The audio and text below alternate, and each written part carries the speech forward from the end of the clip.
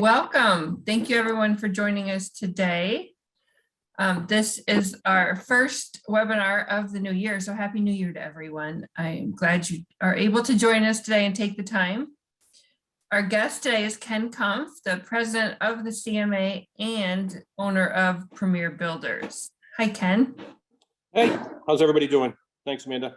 Yeah, and we did a webinar on succession planning last year, and unfortunately we did not record it. So some of this may be a repeat of the same information that Ken talked about at that time, but for the most part it is new material.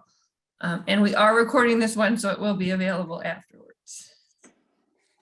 I got a little bit of noise in the background. If it becomes too much, let me know and I can move on. Well, so far it's okay. It's realistic, you know. Everyone else has noise in their background too. So we're going to get started. This is called The Next Chapter because Ken is toying with the idea of stepping away from his business. And that's what he calls it, you know, stepping away, stepping back. It's a transition for him, right, Ken? I'm calling it transition. Succession planning, it's kind of has a certain connotation to it, and we'll get into that. But it's transition. I'm trying to make a change in how my role in the company, but to keep the company going. We'll get into it.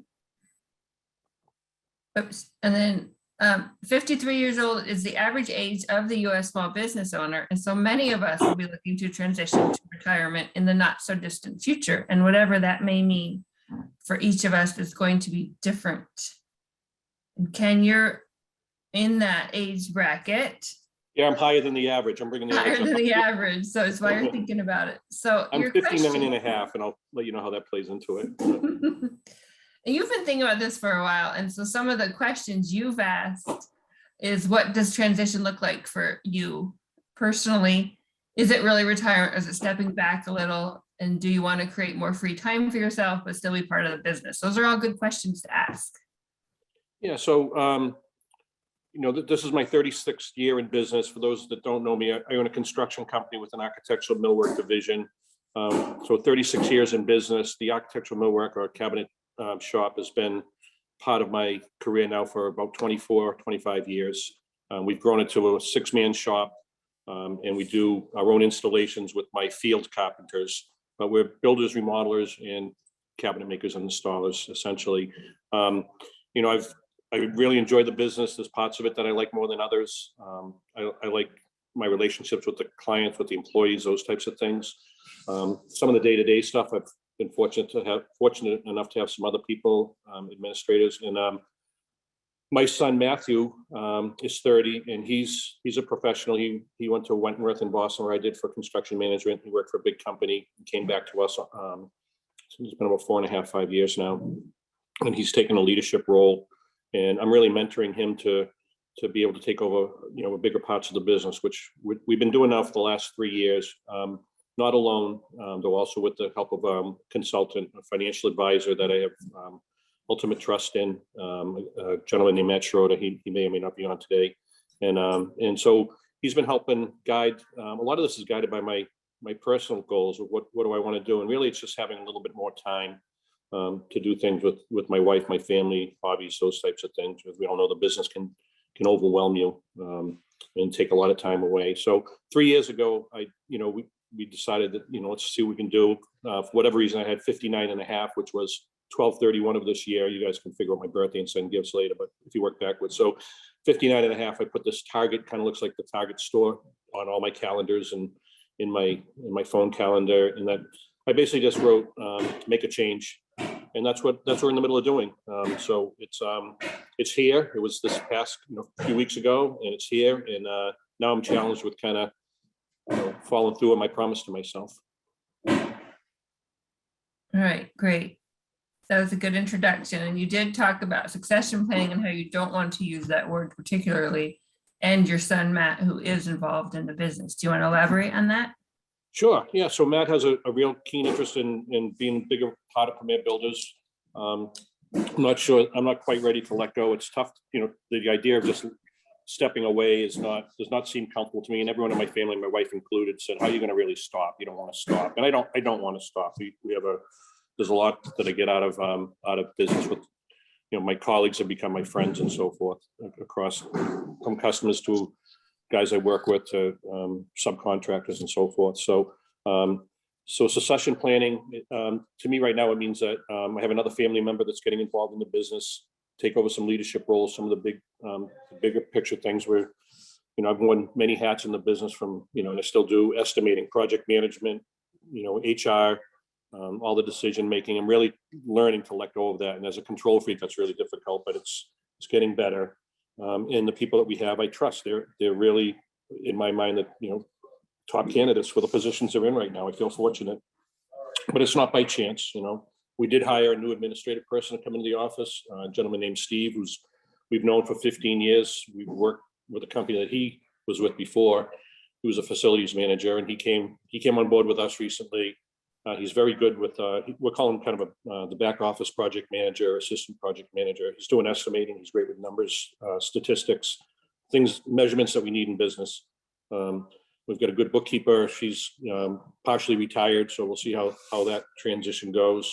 We've got a new front office administrative woman who's been fantastic. And we didn't just hire willy-nilly. We really, put out a job offer on actually LinkedIn was a great source for us to pull candidates. And out of 10 candidates, or maybe 5 or 6 that were solid, we interviewed them.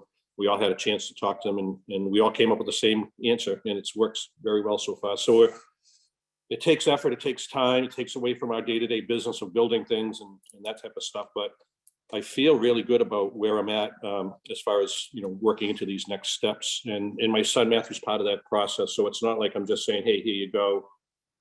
He gets to put his point of view in, and he's a smart guy. He's very good with people.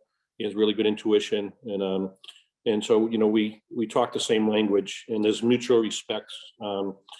It can be tough with some family life stuff, of course, but we have mutual respect for each other, and that shows at work, I think, and I hope it shows to others that we're around. For sure, absolutely. And that deciding who is going to take over is the biggest question. How does that takeover look and everything? And we will get into that a little bit more. You did mention Matt Schroeder before, and he is on the call. So if you want to ask him questions or ever, just let me know. All right, I'll be careful what I say. Join in, Right. Matt. So history, you talked about this a little bit, and the question, and here's a picture of your team. This was taken, a month or so ago. So this Yeah. And actually this, a lot of this information was written in the article in the latest issue of Profiles, which I think you all should have just received this week. So Ken talks about it in not only his president's message, but also in the theme article, which is about future proofing is our theme for the year, and planning for the next steps is the article in the winter issue.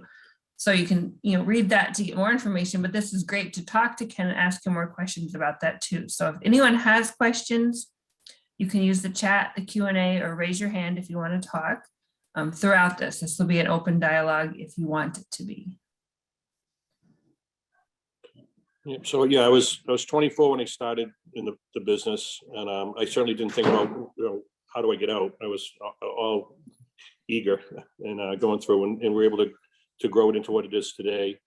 But I want to take some of that, what we've done, and be able to capitalize on that a little bit, I guess, personally, with not only time, but money. And we'll talk about how does that play into things. It's a good sized business, but it's not huge. It's not, it doesn't generate so much money that everybody gets rich along the way here. We're all working hard to make a good paycheck. So how does it work when someone's taken over leadership roles and responsibilities and risk? And what's my draw from the company? I still want and need some income out of the company. So how do we do that without it being, whether it's my son or anybody else, without it being selfish, and without and so that people feel compensated for what they're doing and want to stay around it. We built a good team. I don't want to phase out or pull back a little bit and have people say, oh, this isn't worth it anymore. So there's a real strategy in trying to keep people around, and it does, we'll talk later about money, but how do people get compensated? And it really has to come through profit. So if everybody's pulling the same direction, we can all get our base salary, and then we've worked out some formulas for some bonus pay for key key people. And we all feel that that's a good way going forward. Absolutely. I just realized I got a bunch more people who wanted to sign into the webinar, so I'm going to let them in a second. I'm going to go to the next slide and let you start talking about this, which was the subject of your article in the winter issue of Profiles, is just that you felt the need to step away. Can you talk about that a little bit?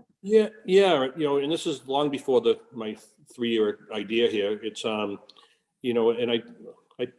I refer to it as the spiral staircase.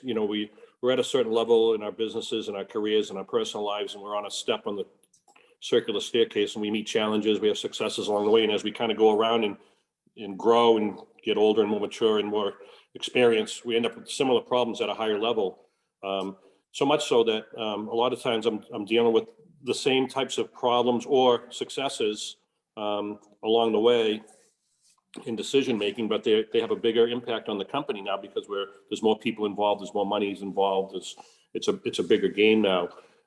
And I'm not, this idea of multitasking, one of our other guys had talked about multitasking before, but it's really, I got to solve one thing at a time to keep going around. And I felt really thinned out trying to deal with all these things. Oh, that one doesn't take priority. I'll deal with this issue first, or I'll get this estimate out first, or I'll deal with this personnel issue first, or reviews or raise, whatever happened to be in front of me. But I felt diluted. I was trying to do, I'm giving, 5 things 20% of my effort maybe, as opposed to each thing 100% of my effort. And that came through one of our CMA webinars. I think it may have been Dominic that was talking about it, Dominic Rubino. And how can I be real effective if I'm only doing some of this stuff effectively? So having the leadership team, having Kurt, my shop manager, having Matt, my son, having Steven on board, the other people around me, the lead people in the field, the carpenters and lead carpenters, take on some of these things. So trying to identify what hats, so to speak, I can hand off, or at least hand off and keep an eye on. And that's really difficult. Again, doing it all, starting 24 years old alone and kind of, I can do it all, to being 59 and a half and still saying I can do it all isn't the right answer. And so it's been fun, really fun. And I mentioned this to Matt Schroeder here, our advisor, that it's been fun to create this business that might work without me running the day-to-day so much, be the owner and not be as active in all the decision making, and being able to see the people that I've mentored or that have worked with us and our team players, being able to see them succeed in their own way with new ideas and possibly different or slightly different decisions that I make. I'm still the owner and still can probably, I still see the biggest picture of everybody, but these guys taking a bigger role has been really rewarding for me to see. There's a lot of pride in building things with our hands. There's a lot of pride in building this business to where I think we're going. There's a new energy around me for sure, and hopefully the others.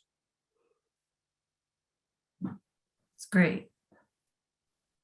So you talked about the team and everyone's really stepped up through this transition, and they're tough on people because of all the unknowns. So the more you communicate about what the plan is or where you're at, if you don't even know the plan, the better it is. Yeah, absolutely. I had a couple of people come to me and say, I don't know what direction the company's going in. And like, we wait for the phone to ring, we build stuff for people. What do you mean? I get defensive. That's my initial reaction to most things. But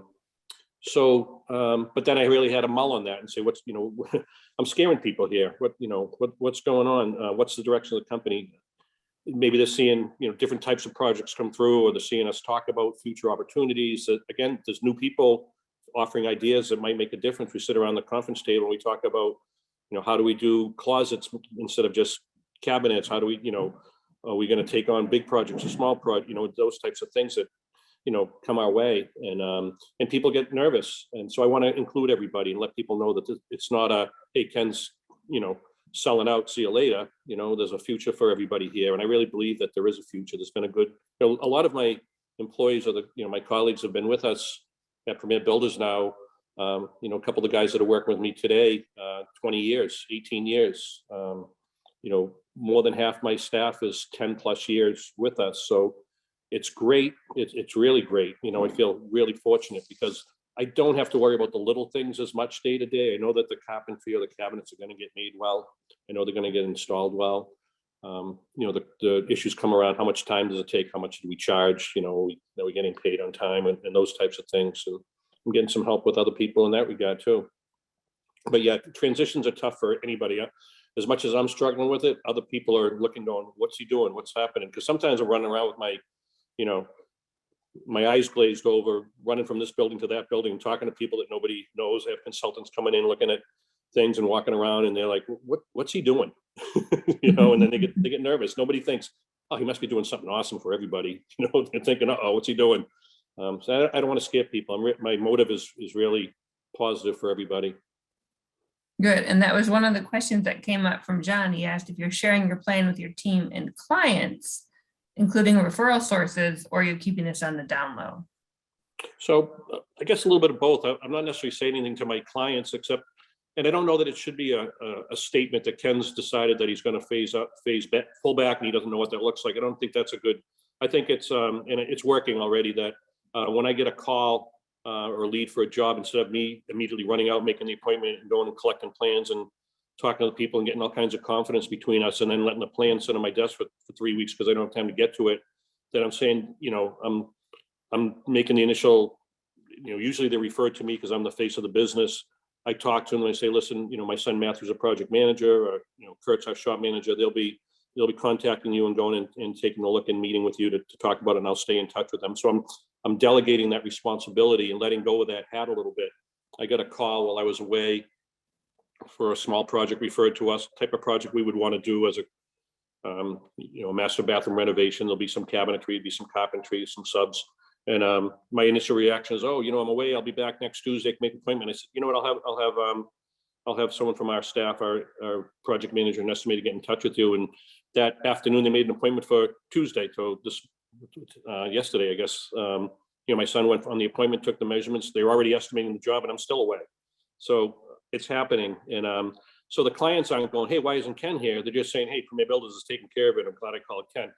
Believe me, if there's a problem, I get copied on something still, and that's okay. But if I just have to manage some of the 20% rule type of stuff, I'm feeling successful at it. I think that's a good way to do it, to the transition you're doing slowly and just learning to delegate more and more and more and stepping away gradually. I think that's a really good way to do it. Yeah, my son sent me a note saying, I'm on this rainmaker, so I want to be the rainmaker, right? Get some business to keep coming through the company and let the guys run it and build it and see how the profits work and see how we can, how they can help run the company. Yeah. Another one of the questions is about this slide, actually. What is the role of the financial advisor in the exit plan? And the outside perspective is the important part, just having someone else who doesn't have the vested interest and can be objective. And having someone else who just helps you with these tough decisions, right?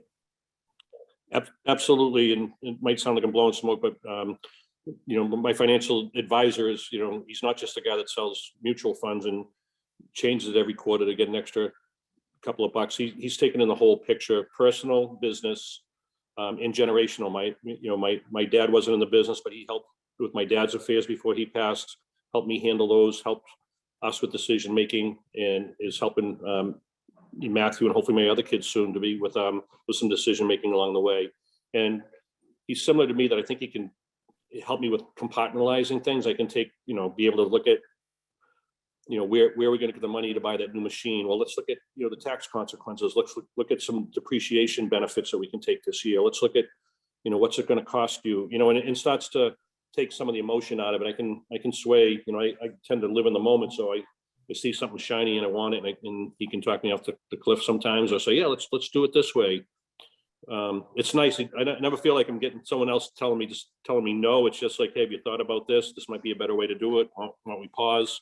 So just getting someone that really understands, again, doesn't have the same emotion around it. He wants to see us succeed, for sure. And I talked to some other consultants, and Matt actually knows them, but they deal with selling businesses, exiting businesses, and there's some good companies out there that do that type of thing. I didn't get the warm and fuzzy that I was being guided the right way or for the right reasons. And we just went back to working with Matt, and we do a weekly meeting. Sometimes it gets bumped a little bit, but we do a weekly meeting, and I have homework, whether it's just a small decision or some ideas. We're working with some tools, which I like, some Excel sheets that give me, Matt's helped create a stoplight, I think it's called, or it's a form basically that gives 2 or 3 metrics on it I can look at. And if the numbers look green, I don't worry about it. If they look red, I got to worry about it. So it's a few different, how much work do we have ahead of us? How much is in the pipeline that we're bidding? You know, how's our bank account look? How's our accounts payables, receivables look? And I can kind of glance at that and say, okay, those are things I don't have to worry about right now, or I do. So I've got one client that's been a slow payer. I really got to chase that to get one of those green boxes back in my sheet, you know? So when some of the stuff's at the early stages, but it's already given me some relief, because as I let go, I get really nervous, and fear's involved in a lot of these questions and these decisions. But the outside perspective is absolutely key, you know? And there's John asked another question about determining the sale price or value of your company. Do you use your CPA, your financial advisor, or someone else, or have you gotten to that point yet? No. And how much do I need to know the value of my company? I guess if I'm selling it to an outsider, for sure. If I'm transitioning and the business is going to stay alive, you know, we're still trying to work through different scenarios, and none of them are wrong. You know, do I sell the company straight out to somebody? That's probably not the idea. Do we transition and I'm still the owner or the chairman of the board, or, you know, some label, you know, still going to guide in some respect and still take an income. So the value of the business, and it's difficult. We believe in our type of industry, whether it be construction or even maybe the cabinet making is a little bit easier to identify. But you know, my volume isn't a certain predictable annual amount. I don't have contracts that go year to year that say we're going to get $1 million contract for the next 5 years. So it's build a job, sell a job, get more jobs. Those types of things happen all the time. At one point, you know, there's a term called EBITDA. It's earnings before interest, tax, interest, depreciation. I forget how it all lays out, but basically the financial guys can look at it, your accountant can look at it and say, here's kind of what's left after you take in income and build stuff and pay your overhead, and there's some money left over. And there's a factor in different industries. I think ours is maybe 3.5 times EBITDA. So, you know, what does that mean? My company's worth $3.5 million. Great. To who? Most way I understand, if someone's going to come in and buy your company, they don't want to buy your name, and because they don't want to buy your risks or liabilities. They want to buy your customer list. Maybe there's some goodwill with that, but they want to buy your assets first and maybe your customer list. And then that has tax consequences. I've learned, you know, we depreciated some equipment, bought some nice equipment, and took advantage of some tax laws. So on the books, if we sell something, now we get a profit, we got to pay taxes on those pieces of equipment. You know, the best scenario is the business keeps running and we keep taking some sort of an income out of it, or, you know, to those of you that own your own real estate and pay your own rent from one company to another, there's some advantages there as well. You know, encourage that if you can do it. So that's a long way of saying I don't know how much it's worth. Yeah, no, that was a good answer. So you talked about before about being the face of your company, and that how it's complicating some of these transitions too, especially for the construction side of your business. You are the main point of contact, and with that setup, it's natural for people to wonder if things will be the same when you're no longer there. And we've touched on that a little bit already.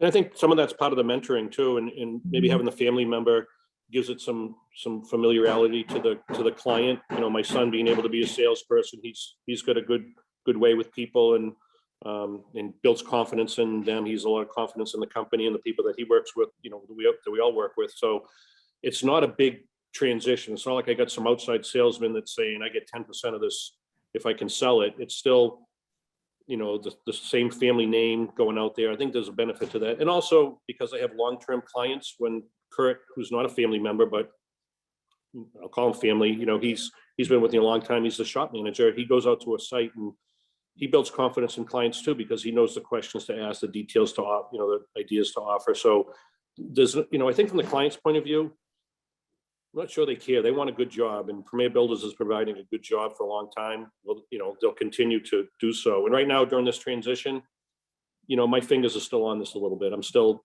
checking emails. I'm copied on everything. I might respond, I might not. And part of it's a decision-making on my part. Let's not get involved. Let's see how the guys handle this situation. So far, so good. Good.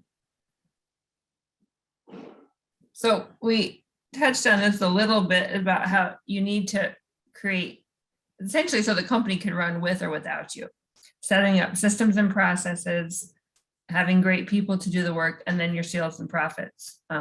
There's a couple of typos on that one, but you get the idea. So standard operating procedures, if you don't have, have that in place already, establish that. Having great people, you talked about that a lot, about how you have that talented, experienced, and dedicated employees, and you value those. And then you can put all those two together, but in the end, you have to have the sales and profits to support them. Yeah, and all three of those things perfectly tie together. The systems and processes, some people, I'm more of a big picture type person. So for me to sit down and handwrite out bullet points of every step along the way of how to answer a phone call and how to treat, I don't necessarily want to do that. I think the culture of the company and the people's personalities need to be authentic. So, but we have steps along the way that we follow when a lead comes in, how it gets entered into our CRM. Now that we have a CRM, because our consultant suggested we have a CRM, and we're working well with that. How the information gets put into the office, and then how we respond and how quickly we respond to people's needs. As far as how work is getting done, I trust that Kurt's running the shop and Mike and the guys in the shop know what they're doing. They've been with us a long time. We're not trying to teach, unskilled labor how to build high-end cabinets right now. They know how to build them. We're perfecting drawings. We're constantly learning and doing things differently that way.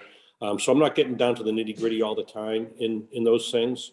I'll come back to that in a second. And then, so I think a lot of the systems and processes are kind of how money gets handled, how customer relations get handled through the company. The building of things, I think, that's a different path, and we're working on that. You got to have people that are committed and feel that they're, we all feel like we're part of something bigger than ourselves. I don't think any of us feel that we could do what we do alone. So there's reward in that. Obviously, people need to be compensated and take care of their basic needs and feel that they're compensated and that they're treated right, that they're appreciated. And the pleases and thank yous still go a long way, even when there's some challenges. You still gotta, there's still good people that, nobody's out there to sabotage anything. And so we got to keep that in mind. We're all really pulling on for the same thing. It just might be, we're doing it differently sometimes. Mm-hmm. And then really it comes down to numbers. And I try to say, money's not our motivator, but it's really the gasoline that keeps the engine running. So we have to have profit so that we can compensate people better, so we can buy new equipment, so we can keep this thing going, so that I can transition out, so that we can pay the additional people in the office to get this stuff done. We can't get the higher margins if we're not really giving them the best product that's available out there. So, we all think we're the best, and it sounds cocky, but I think that we're really trying to be the best that we can be. And speaking of money, there's no getting around those tough questions. Some of the questions that you're struggling with is, is your successor going to make an owner's or employee's salary during the transition?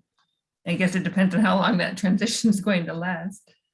What will you continue to take out of the business? And beyond financial compensation, there are perks that come with being a business owner. Are you going to give those up? Those are just a few of the questions. Yeah, and I don't have answers to all of those. These are just questions for everybody to think about as they may transition their role in the company. I wish, I shouldn't say I wish, I don't even like that word. If I had started this type of process 10 years ago, not even thinking I was getting out of the business, but just transitioning, what would the business look like then? But I'm happy I'm doing it now. And I think it's no matter what stage or how many years you've been in business, that these things are still good to think about. So as far as successor or, other people in management or decision-making that want to make money, we're just trying to establish a baseline salary for these positions. What is a president's position worth in a company our size? What is a project manager or cabinet shop? We can use it. Even the CMA benchmarks is a good guide to help us with some of this stuff, and kind of establish baseline, and then say, okay, we hit that. Now, how do we compensate everybody? So you got to share some numbers with them. You got to share some opinions. There's got to be some guidelines around it. That's what we're working on. What will I continue to take out of the business? If I'm looking at me personally, we don't have that answer yet. it may be that I kind of pull back and don't really take a salary, see how the business does, and I take a piece of the profits at the end, and we establish what that might be, so everybody kind of knows. Ken's not just grabbing and going. We're all in this together. We're splitting up a certain percentage. Let's see what happens. I don't think that you have to share every intimate number with everybody, but big picture, you got to let everybody know how we're doing. And then the perks, perks are things like, I have a company truck. If I'm still going to be part of the business, is the company still going to pay for the truck? There's time factors. Am I putting in 40 or 50 hours a week anymore? That's not what I want to necessarily do. So if I'm only going to put in 24 hours a week per se, or whatever's needed, should my compensation reflect that? That's tough to give up too, because it's when things are good, we all benefit. But when things are tough, I've depleted all of my retirement savings and refinanced my house in the past to keep the business going. Those, I do not suggest that. It's just at the time I made that decision, what was my choice? And at this point, it worked out better than not doing that. So you're going to make some decisions on some of this stuff, especially when things get tight. I don't have answers even for myself for all of these, but these are things we're looking at, and we're starting to kind of narrow in on some of this stuff right now. And it's great having someone else that can help, because sometimes my mind can go all over the place and I'm like, oh my God, it's overwhelming. It's not worth it, but it really is worth it. It's definitely worth it. Well, it's good to think about, like you said, at any point in your business cycle. So then, like you said, once you begin looking at the future, you realize how many paths there are. It's not just a one way out. There's lots of options for you. So I'll tell you the biggest challenge, and Matt, who's on the call here, he'll probably laugh, but he's like, just no decision's wrong. You got to make one and then go down that path. Make the decision, go after it. It's trying to make that decision and feeling like, oh, am I making a wrong decision? Not any of them necessarily are wrong. It's trying to get that clear picture of what you want to do. And that changes. We do my 1, 3, and 5 year business plan every 30 days. It's not a personal plan. It seems like, every time I go in there, I get a new idea or a new thing. And it's kind of like, let's get back to basic. Where are we going with this? How's it going to affect, 10 years from now, 5 years from now? And then you kind of go, okay. I can't just go by that or do this. But it's good to look at that stuff, because being entrepreneurs, our eyes are always open to new opportunities. I think, this stuff around us was, oh man, if I only did closets better, I'd be a gazillionaire, but what are you good at? How do we keep it keep in our lane? That's one of your terms there, Amanda, but how do we stay in our lane, keep doing this stuff, So there's a lot of paths, but kind of trying to make those decisions on what path we're going to go, and then take the action items to get there. And that's what we're in the middle of. Okay, great. And your goal? That's it right there. Yeah. It has value beyond me. Yeah. Mm-hmm. I like that. And it benefits all of our existing team, no matter how long or at what level I'm involved. So right now I'm taking some baby steps back in time and responsibility.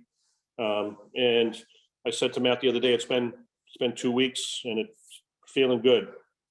He says, well, it's going to take 6 months before you really feel bad. No.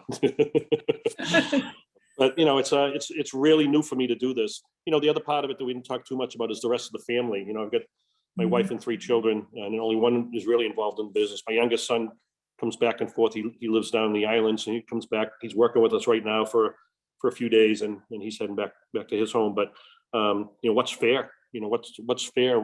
What's fair isn't always equal. I keep hearing. I'm still trying to figure that out. And my wife is not involved in the business day to day, although it's certainly a big part of who I am and why the business is successful. And my decisions affect her.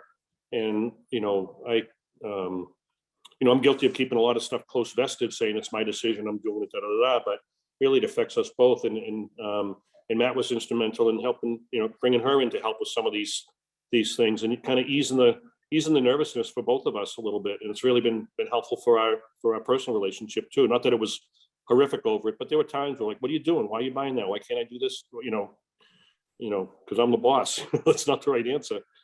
So again, it's a control thing, but learning to let go of that a little bit too has actually lessened my stress. So things right now are going in the right direction.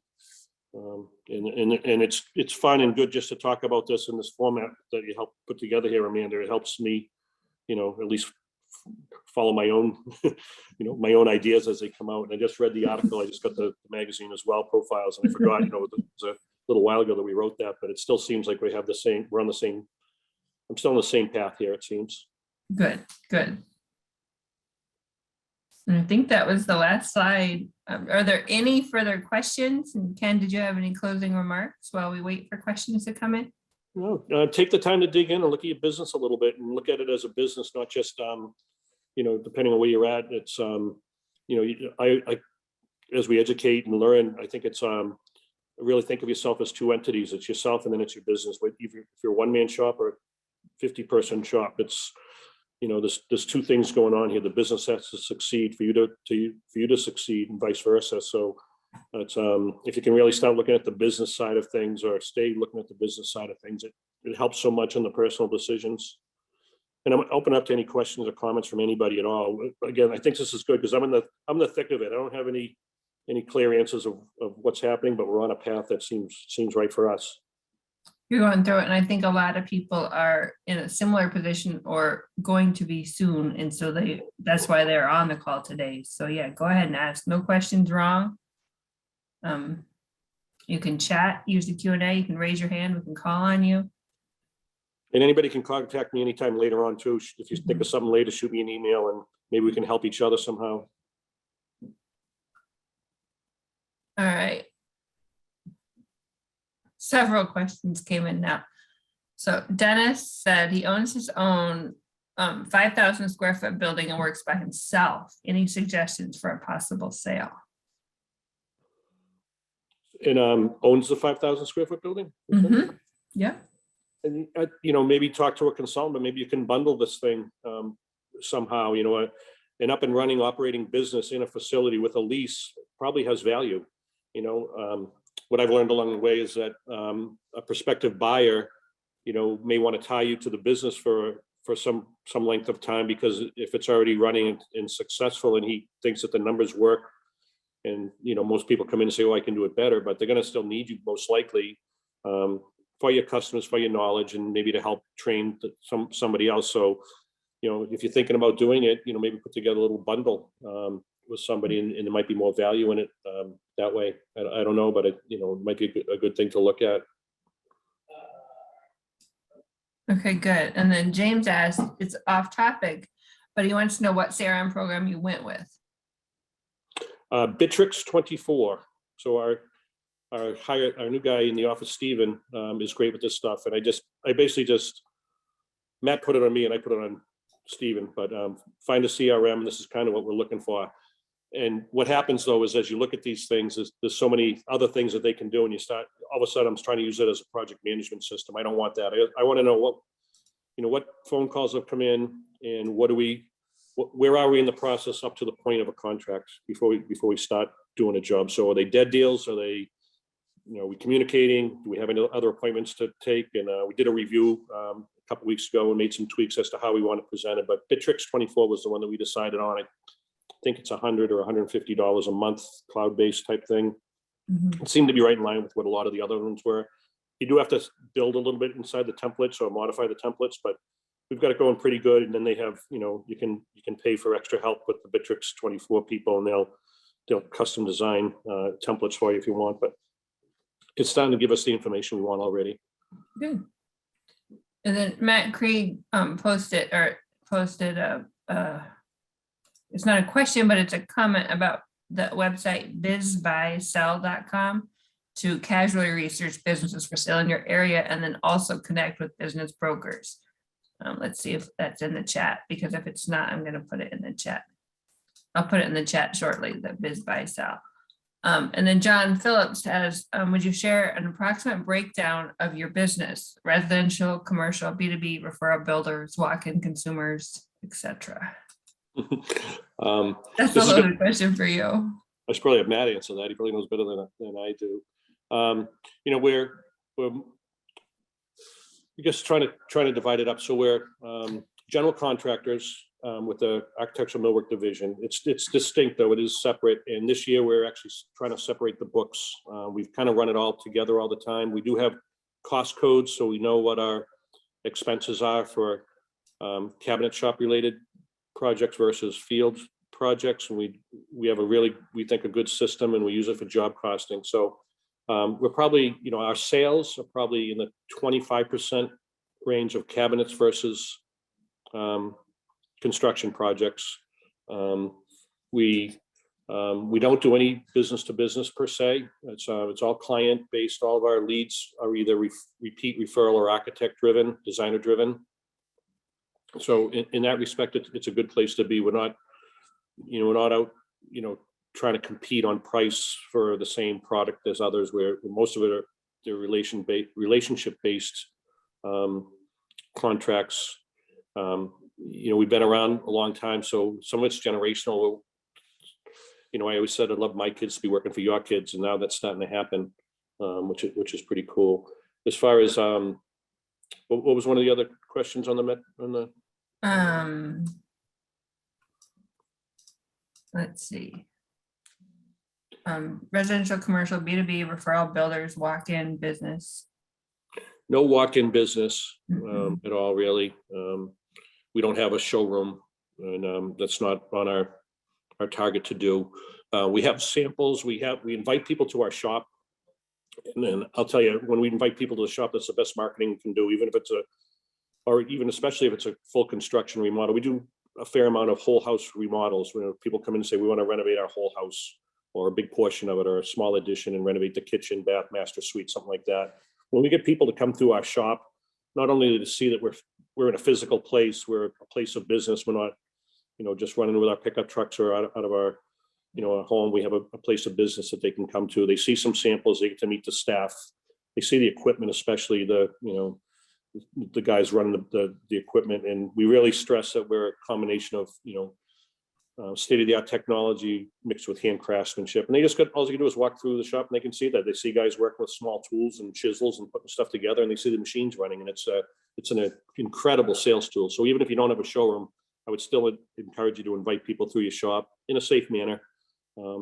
That's been fantastic. But so really all of our work is repeat, referral, architect, and designer. We do chase after some new designers, and that's been beneficial. It's difficult to get into their corral of people they like to use, but once we've gotten in and proven ourselves, it's been great. That's one of the roles that Matthew's taken on, is finding some new places to do business, some new designers to do business with. And in the last 2 years, he's cultivated at least 3 new relationships, and we've done multiple jobs and had multiple bids through the same lead. So, that's success to me right there as to what this transition thing's going for.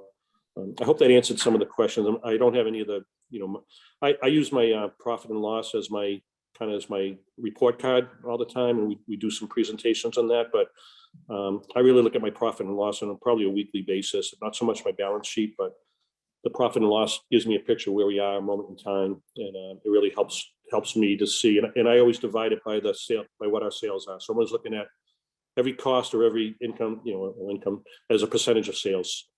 It's been such a helpful tool. If anyone wants any, more information on how we do it, I'd be happy to share what I look at. Thank you, Ken. And Randy asked in the chat if you set up trusts or other plans to transition. So not so much with the business as far as a trust. We have, my wife and I have our wills and so forth. We do have trusts in real estate. We have a real estate company.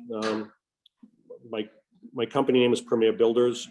We have our real estate is under Premier Holdings. So I rent my shop from myself, basically. That's it sounds like a big deal. It's really not. It's just 2 separate entities, but it does give some benefits. We might pay higher rent than we normally would to somebody else, perhaps, but I've always looked at it as once I first had that opportunity to have the company buy some real estate and get some leverage in real estate, that my company's paying down a mortgage for me, even if I do nothing else but wait till the end. A mortgage has been paid down quite a bit over the number of years, and now I have an asset that's outside the business that we can leverage, use, sell. That's part of the piece of that's one of the pieces of this transition that's been a real challenge, in that my wife says, if something happens to Dad, I'm selling everything, and my son's like, I'm out of work then, what do we do? So we've had some heated arguments. Some of you heard the story, and my big response at 5 o'clock in the morning when we were all yelling in the kitchen is, what if I live? Does anybody have a plan if I live? So even that's not fair. We're working on those things. So there are trusts, there are things in place that stuff will happen, and then when I get overwhelmed, I just say, well, I'll be gone. You guys figure it out. Again, that's not fair either. But yeah, there's structures that are in place, but some more stuff has to be done around that for sure. And that's something that we're working on. We're identifying them as we go. And then you talked about that you rent your building to yourself. And Dennis followed up on his 5,000 square foot shop that he owns. You know, he's considering selling the equipment and renting the building instead of selling it. What do you think about that? I think it's fantastic, especially from a, if it can work for him on a tax basis. In the past with other real estate, I've had just being able to refinance the property, pull money out tax-free and still own the building and still have the renter, whether it's you or someone else, pay for it. There might be a way to pull out some nice cash, especially where properties have appreciated so much in the past couple of years that, you might be in a position where the rent will still more than cover the mortgage, and you'll have a chunk of change that you don't have to pay taxes on. We had a situation, we sold a piece of real estate we owned a long time ago, for a long time, and we sold it a couple of years ago. We did a 1031 exchange. Otherwise I would have had, and just jot that note down and find someone that deals with 1031 exchange, but it basically deferred the taxes when you make a gain on the real estate. Instead of paying, the capital gains tax, I was able to defer it to a different piece of property. So there are a few different options out there to explore without knowing all the particulars, but I think it's a great idea. If it's worth selling the equipment and you get what you need for that, and then you can still rent the building and take a monthly check, and that helps you, I think it's perfect. I think you're in the driver's seat with that. I think that's a good plan too. Put the equipment up for sale on the CMA forums. There you go. Yeah, and Matt Krieg added in the chat that rental income is great and it allows for many write-offs. So it's not taxed as earned income. To close, Matt Schroeder posted in the chat too about time to work on the business is invaluable. And he recommends starting with 1 day a month or 1 to 2 hours a week. Most business owners are too focused working in the business day to day and feel busy, but may not be moving the business forward. So working on the business as opposed to in the business is very important and needs to be done. Agreed. Thank you all for joining us today. Thank you, Ken. Thanks, Amanda. Yeah. Thanks, everybody. That was great. I hope you got something out of it. I'll send an announcement about what the next webinar is. We're kind of going every other week now. So I'll keep you informed. Awesome. Thanks very much. Thanks, Amanda. everyone.